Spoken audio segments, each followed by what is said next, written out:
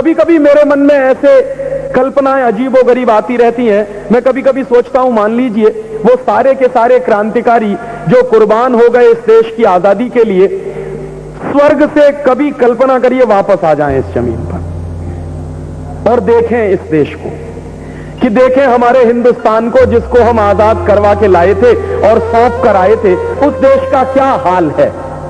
अगर मान लीजिए वो बाय द वे आ जाएं, ऐसी कोई व्यवस्था हो, प्रभु की कृपा हो जाए, तो मैं आपसे बहुत दर्द से कह रहा हूं कि वो आज के हिंदुस्तान को देखकर शायद आत्महत्या करना पसंद करेंगे।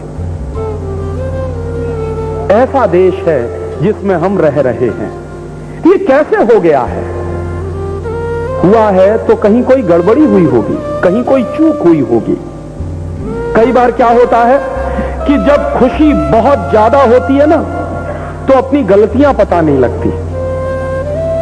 शायद ऐसा ही कुछ हुआ होगा 1947 में, क्योंकि खुशी इतनी ज्यादा थी सरकार बनाने की और सत्ता हासिल करने की, तो उसमें क्या क्या गलतियां हुई वो किसी ने ध्यान भी नहीं दिया होगा।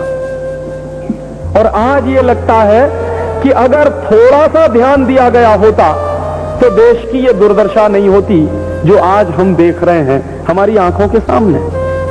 क्या दुर्दशा है इस देश की। मेरे मन में जो दर्द है उसमें एक सबसे बड़ा दर्द ये है कि इस देश से अंग्रेज चले गए 1947 में, लेकिन अंग्रेजियत नहीं गई इस देश से। और अंग्रेजों के जाने के बाद इस देश में अंग्रेजियत और गहरी होती चली गई है। माने जितनी अंग्रेजियत इस देश में आजादी के पहले नहीं थी, उससे कई गुना ज्यादा अंग्रेजियत इस समय देश में हर तरफ दिखाई देती है, जीवन के हर क्षेत्र में।